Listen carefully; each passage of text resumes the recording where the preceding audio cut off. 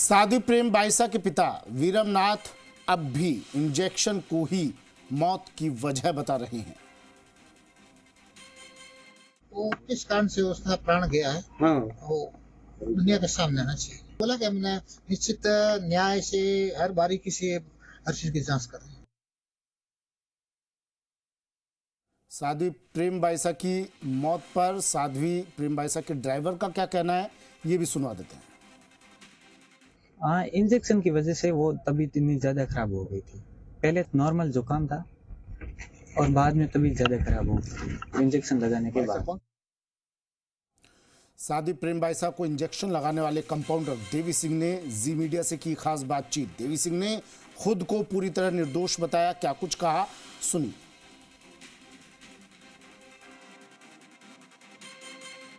साध्वी प्रेम बाइसा की मौत के मामले में रहस्य अभी तक पर्दा नहीं उठा पाए।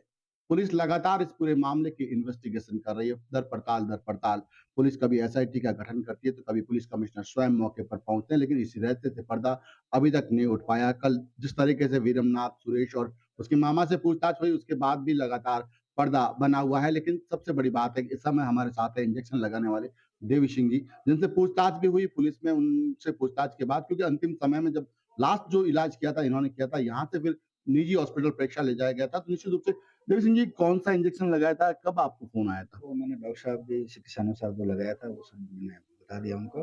बाकी ये है कि मैं तो सेवा भाव आदमी हूँ, नर्सिंग की सेवा का पैसा है, सेवा के लिए गया था और मेरा कोई ऐसा इंटेंसिव या उनसे कोई वो था नहीं। मैं वहीं रहता हूँ और उनका सम्मान आदर करता हूँ और उनकी तबीयत गड़बड़ थी तो मेरे को बुलाया था, मैं गया था। किस वजह से बुलाया था आपको वहां पे? उनकी की तबीयत खराब है, जुकाम बुखार वगैरह था तो मैं गया था। ये इंजेक्शन पहले भी आपने लगाया या किसी प्रिस्क्रिप्शन से लगाया था? पहले प्रिस्क्रिप्शन मैंने लगाया था एक बार, तो क्या इस आप जैसे चिकित्सा पेशे से हैं, क्या ऐसे इंजेक्शन से तबीयत ज्यादा बिगड़ सकती है? नहीं, ऐसी ज्यादा तो इससे नहीं बिगड़ सकती है।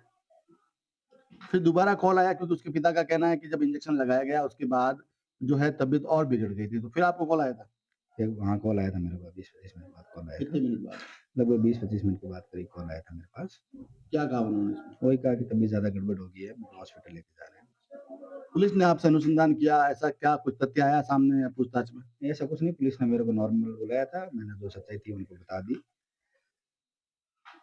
तो ये थे देवी सिंह जी, जिनका कहना है कि निश्चित रूप से लगातार जो इस पूरे मामले की पड़ताल जो है की जा रही है, और उन्होंने जब उन्हें बुलाया गया तो वहां पर जो निजी हॉस्पिटल से जो पहले इलाज चलता था, निश्चित रूप से उसी प्रिस्क्रिप्शन वाले इंजेक्शन को लगाया और उस इंजेक्शन के लगाने से वैसे तबीयत बिगड़ती नहीं है, लेकिन उस दिन तबीयत कैसे बिगड़ी उसका फिलहाल इन्हें अंदाजा नहीं है। इनको पुलिस ने बुलाया, पूछताछ की और पुलिस को इन्होंने पूरा सहयोग दिया। इनका कहना है कि निश्चित रूप से पुलिस जब भी इनको बुलाएगी वो जाने को तैयार है, क्योंकि हमेशा सेवा भाव से आसपास के मोहल्ले में कई बार वो ऐसा मेडिकल ट्रीटमेंट कर चुके हैं निश्चित रूप से, और साध्वी का भी 1-2 बार ट्रीटमेंट कर चुके हैं। तो निश्चित रूप से इनका ये कहना है कि मेरे पे फिलहाल कोई आरोप नहीं है, मैंने किसी प्रकार का गलत इंजेक्शन नहीं लगाया। जैसे उन्होंने शिकायत की वैसा इंजेक्शन वो भी उनके डॉक्टर की सलाह से जो पर्ची पर लिखा था वह लगाया है। निश्चित रूप से उससे मौत होना संभव नहीं है, लेकिन अब पुलिस के लिए फिलहाल ये गुत्थी अनसुलझी बनी है। पुलिस लगातार हर सवाल का जवाब चाहती है और इस मामले में पुलिस फिलहाल विस्तार रिपोर्ट का इंतजार कर रही है।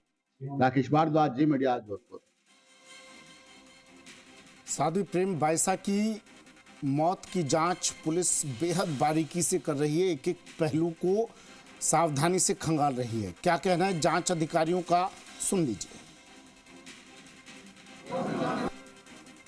सर, किस तरीके के क्लू अभी तक मिले हैं इस पूरे मामले को लेकर? नहीं, आपको जैसा पता है कि अभी रिपोर्ट एफएसएल से आनी बाकी है और चूंकि यहाँ पे घटनास्थल है यहाँ और पहले भी एफएसएल की टीम आई थी, पुलिस रीअश्योर करती है कि कोई ऐसे तथ्य जो हम कोरिलेट कर पाए वहाँ नहीं छूटे। तो एक एक चीज़ हम देख रहे हैं और जो अन्वेषण के तहत जिनसे इंटीग्रेशन हो रहा है उनको रीअफर्म कर रहे हैं और आईटी एक्सपर्ट की ओपिनियन, सर्कमस्टांशियल एविडेंस, एफएसएल की रिपोर्ट और पोस्टमार्टम की रिपोर्ट सब जब कोलेट होंगे तब किसी कंक्लूजन पे पहुंच पाएंगे और definitely we are on the right track.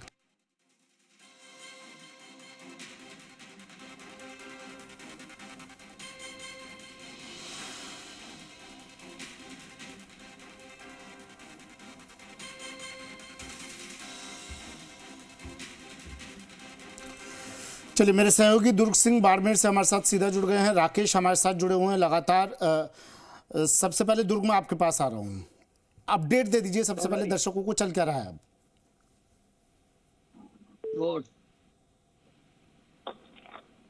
दुर्ग, आवाज सुन पा रहे हैं आप मेरी?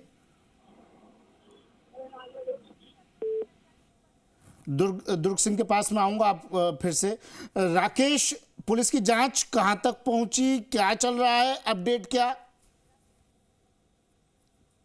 कहां तक पहुंची इसका तो अभी तक फिलहाल पुलिस जो है एसआईटी के जो करने के बाद कल जिस तरीके से एफएसएल से जो सैंपल सिलेक्शन खड़ा करवाया गया है, लेकिन अब सवाल एक नया आज के सामने आया है। उसके पिता जो वीरमनाथ मोदी में बार बार कह रहे थे कि इंजेक्शन लगाते ही तबियत बिगड़ी, यानी कि अगले 1-2 मिनट में उसके पिता आरोप है कि इंजेक्शन लगाते ही तकलीफ जो है बढ़ गई थी, बीमारी बढ़, तबियत ज्यादा अस्वस्थ हुई और फिर वो हॉस्पिटल लेकर पड़े। लेकिन जब अभी हमने कंपनी से बात की तो उसका ये कहना है कि मेरे को बुलाया गया, मैंने इंजेक्शन लगाया और उसके 20 से 25 मिनट बाद मेरे पास दोबारा कॉल आया। तो अब सवाल खड़ा होता है कि कंपाउंडर का कहना है कि 20 से 25 मिनट बाद मुझे बुलाया गया दोबारा, लेकिन मैंने कहा कि आप इसको हॉस्पिटल ले जाओ, मैंने कहा भी है कि हॉस्पिटल लेके जा रहे हैं। तो पिता का ये आरोप कि अगले 2 मिनट 5 मिनट में तबियत खराब होगी, कंपाउंडर का ये कहना है कि मुझे 20 मिनट बाद कॉल किया गया। तो ये टाइम का वेरिएशन अब कहीं न कहीं जो है पिता के सवाल एक नया सवाल खड़ा करता है, क्योंकि वो बार बार कहता है कि 1 या 2 मिनट में तबियत, जबकि कंपाउंडर का कहना है कि 20 मिनट बाद मेरे पास कॉल आया कि तबियत है। निश्चित रूप से अब फिर एक बार संदेह का दायरा पिता की ओर बढ़ता है। इस तरीके से कल लगातार पिता से इन्वेस्टिगेशन किया गया 4 घंटे। ठीक है राकेश, मैं आ रहा हूँ आपके पास। दुर्ग सिंह मेरे साथ जुड़ गए बाड़मेर से, और बालोतरा से मयंक भी हमारे साथ जुड़ गए हैं। दुर्ग में पहले आपके पास आ रहा हूँ। दुर्ग, कुछ जो बयान आ रहे हैं, चाहे वो साध्वी प्रेम बाईसा के पिता का बयान हो, इधर कंपाउंडर ने जी राजस्थान से खास बातचीत की, दोनों में कुछ अलग अलग बयान नजर आ रहे हैं। क्या फिलहाल अपडेट क्या है? एसआईटी कहां तक पहुंची, सबूत जुटा रही है, सीसीटीवी खंगाले जा रहे हैं, फोन की जांच की गई, कहां तक ये जांच पहुंची और अपडेट क्या ओवरऑल? दुर्ग जी सुमित, निश्चित तौर पर साध्वी के इस पूरे घटनाक्रम और उनकी मृत्यु के बाद लगातार पुलिस और एसआईटी इस बात को लेकर प्रयास कर रही है कि इस घटनाक्रम से जुड़े हुए हर पहलू को बेहद गंभीरता से जांचा जाए, क्योंकि शुरुआत में ही थोड़ा संदेह सुमित बढ़ गया था। जब पिता जो है वो निजी अस्पताल में साध्वी को लेकर जाते हैं और उसके बाद बिना पोस्टमार्टम के ही वहां पर उसको वापस ले जाया जाता है, और उसके बाद जब रात्रि को मृत्यु के करीब 4 से 5 घंटे बाद जब इंस्टाग्राम पर पोस्ट आती है तो काफी एक संदेहास्पद परिस्थितियां बन जाती है, जो निश्चित तौर पर यहाँ पर इस केस को काफी जटिल बना रही है। तो पुलिस किसी भी तरीके से कोई भी ऐसी कमी नहीं रखना चाहती जो बाद में इस केस में किसी भी तरीके से जो आरोपी है या इसमें जो लोग लिप्त रहे हैं उनको बचाव का कोई मौका मिले, इसलिए बेहद गंभीरता से हर पहलू की जांच की जा रही है। देवी सिंह से लगातार जो कंपाउंडर है, जिन पे ये संदेह व्यक्त किया जा रहा था कि उन्होंने जो इंजेक्शन लगाए जिसके बाद तबीयत खराब हुई और उसके बाद साध्वी को निजी अस्पताल ले जाया गया लेकिन उसे बचाया नहीं जा सका, तो वहां पर कौन कौन से इंजेक्शन लगाए गए वो सारी डिटेल्स ली गई है। विश्रा की जो रिपोर्ट है उस पर भी नजर रहेगी, लेकिन सबसे बड़ी बात यह है कि जो कंपाउंडर और वीरमनाथ जो साध्वी के पिता जो है उनके जो बयान है, इनमें जो विरोधाभास है, इनकी भी कई पहलुओं से पुलिस जांच करेगी और इस बात को पुख्ता करेगी कि इन दोनों जो लोग हैं जो इसकी मैन एक तरीके से इस पूरे घटनाक्रम की जिनके बयान बहुत महत्वपूर्ण स्थान रखते हैं, कहीं उनके बयानों में कहीं किसी भी तरीके से घालमेल तो नहीं है। इन सारी चीजों को पुलिस बेहद गंभीरता से यहाँ पर देख रही है। साथ ही साथ जो संत समाज है पश्चिमी राजस्थान के बाड़मेर, जैसलमेर, बालोतरा, जालोर, यहाँ पर जितने भी संत और मठ जो है उन्होंने भी पुलिस प्रशासन और मुख्यमंत्री से अपील की है कि ज्यादा से ज्यादा गहराई तक जाए, गंभीरता से इसकी पूरी केस की छानबीन करे ताकि साध्वी की मौत का खुलासा हो सके। और महंत प्रतापपुरी जो कि पोखरण से विधायक भी है, उन्होंने भी बाड़मेर अपने प्रवास के दौरान ये कहा था कि सरकार इसको लेकर बेहद गंभीर है और हर पहलू की जो जांच है वो की जाएगी और हर बयान जो है वो क्रॉस चेक करके और ये टीम और एसआईटी इसमें गंभीरता से पड़ताल करेगी। जी ठीक है, मैं लौट रहा हूँ आपके पास। मयंक भी जुड़े हुए हमारे साथ बालोतरा से। मयंक, सीसीटीवी क्या बोल रहा है? फोन की डिटेल्स खंगाली गई, वो क्या कुछ बता रहा है, क्या अब तक साफ हो पाया क्या?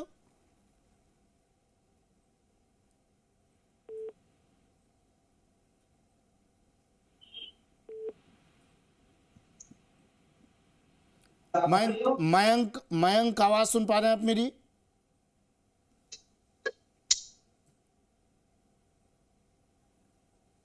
मयंक से फिर से जुड़ने की कोशिश करेंगे। ये तस्वीरें देखिए आप, वो पूरा इलाका दुर्ग, जरा ये समझाइए, पूरा संत समाज अब एकजुट हो रहा है। आप बता रहे हैं बाड़मेर हो, बालोतरा, तमाम जगह से संत समाज इकट्ठा हो रहा है।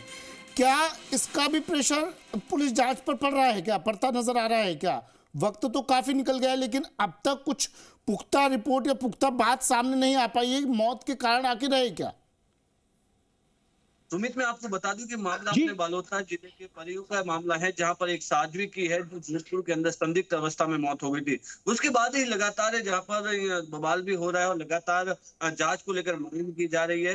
वहीं आज है जो साध्वी के जो पैतृक गांव है परियों के अंदर, वहां पर संत परंपरा के साथ हिंदू रीति रिवाज के साथ वहां पर आज समाधि का पूजन भी किया है। और इसके साथ ही लगातार है जो पिता के साथ पिता है जो साध्वी के विरमनाथ है, उसकी भी कल है जो जोधपुर के अंदर है जो SIT टीम है वो लगातार जांच पड़ताल भी कर रही है। लगभग लंबे समय तक जो आश्रम है जोधपुर के अंदर, जोधपुर के आश्रम के अंदर, वहां पर भी पुलिस के द्वारा जांच पड़ताल की गई है, पर अभी तक कोई क्लियर नहीं हो पाया किस तरह से साध्वी की मौत हुई है। पर प्रशासन है, पुलिस है, वो लगातार छानबीन भी कर रही है और अलग अलग पहलुओं से जांच पड़ताल करने का प्रयास कर रही है। साथ ही पिता है विरमनाथ, उससे भी लगातार पुलिस है वो पूछताछ भी कर रही है। और जो अलग अलग घर है जिनों का आश्रम है, आश्रम के अंदर भी पुलिस लगातार जांच पड़ताल कर रही है। सुमित, संत समाज भी आगे आया है। मयंक क्या कह रहा है, क्या मांग है संत समाज की?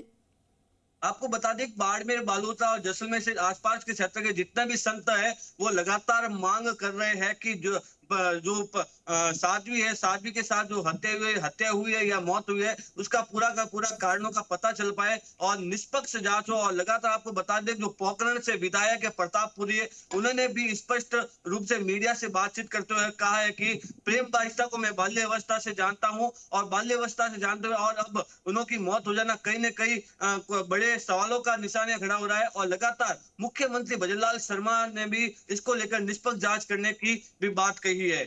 CCTV की फुटेज क्या कह रही है मयंक? CCTV फोटोज की बात करूं तो ये लगभग 6-7 महीने का पुराना का मामला है और बताया जा रहा है कि जो साध्वी का पुराना स्टाफ है उसके द्वारा ये जो CCTV वीडियो है वो वायरल किया गया है। और लगातार इस मामले को लेकर साध्वी के द्वारा जोधपुर के अंदर एक थाने के अंदर मुकदमा भी दर्ज हुआ था। मुकदमे के बाद 3 आरोपियों को गिरफ्तार किया, गिरफ्तारी के बाद उन्हें वापस छोड़ दिया गया था और जो मामला वो अभी तक विचाराधीन है, वो थाने और कोर्ट के अंदर चल रहा है। पर CCTV आधार के बात करूं तो CCTV फोटोज के आधार पर भी पुलिस से वो लगातार छानबीन कर रही है। दुर्ग, इस CCTV फुटेज के मायने क्या और इस वक्त पर इन फुटेज को वायरल करना, क्या इस केस से, इस मामले से कोई लिंक नजर आ रहा है क्या इस CCTV फुटेज का? SIT क्या कह रही है, पुलिस क्या कह रही है? देखिए, मैं आपको बता दूं कि SIT और पुलिस के जो जांच अधिकारी हैं वो लगातार पुराने जो प्रकरण जिसमें CCTV का एक फुटेज जिसमें साध्वी कथित तौर पर अपने पिता वीरमनाथ के साथ नजर आ रही है, उसको एक तरीके से गलत तरीके से पेश करने का मामला जो है वो भी साध्वी ने दर्ज करवा रखा था। और इसमें कुछ लोगों को गिरफ्तार करने की बात भी सामने आई थी जो लगातार एक धनराशि के लिए इस साध्वी और उनके पिता को ब्लैकमेल कर रहे थे। तो पुलिस उस प्रकरण से भी इसकी कड़ियां जोड़ रही है कि कहीं उससे रिलेटेड ये मामला तो नहीं है या फिर उसमें शामिल लोग इस पूरी घटना में कहीं संदिग्ध स्थिति में तो नहीं है। तो सारे के सारे पहलू यहाँ पर जांचे जा रहे हैं और पुलिस लगातार जो तकनीकी साक्ष्य है उनको यहाँ पर एक तरीके से अपने कब्जे में ले रही है। लगातार पहले भी सारी चीजें, उनके मोबाइल, उनकी जो सोशल मीडिया अकाउंट्स, उनकी चैटिंग, वो सारी की सारी पुलिस जो जांच के अंदर ये चीजें हिस्सा है। लेकिन अब ये बताया जा रहा है और जो एक इस तरह की बातें आ रही है कि वीरमनाथ के मोबाइल के जो पासवर्ड है उसको लेकर कहीं ना कहीं कोई मीडिया में रूमर्स, इसके सोशल मीडिया पर जिस तरीके से आ रहे हैं कि वीरमनाथ मनाते मना कर दिया वगैरह। तो इन सारी चीजों को पुलिस बेहद गंभीरता से देख रही है कि किसी भी तरीके से कोई भी आरोपी इसमें बच नहीं पाए और कोई निर्दोष इसमें फंस नहीं पाए। तो देवी सिंह से लगा के और वीरमनाथ और जितने भी मठ और मठ से जुड़े हुए लोग हैं, उन सब के कॉल रिकॉर्ड से लगाकर दूसरे जो तकनीकी शख्स है, इन सब को पूरी तरीके से जांचा जा रहा है। ठीक है, नजर आप बनाए रखिएगा। दुर्ग, मयंक, आप दोनों से तमाम अपडेट लेते रहेंगे, दर्शकों तक पहुंचाते रहेंगे आपके जरिए। फिलहाल आप दोनों का शुक्रिया तमाम जान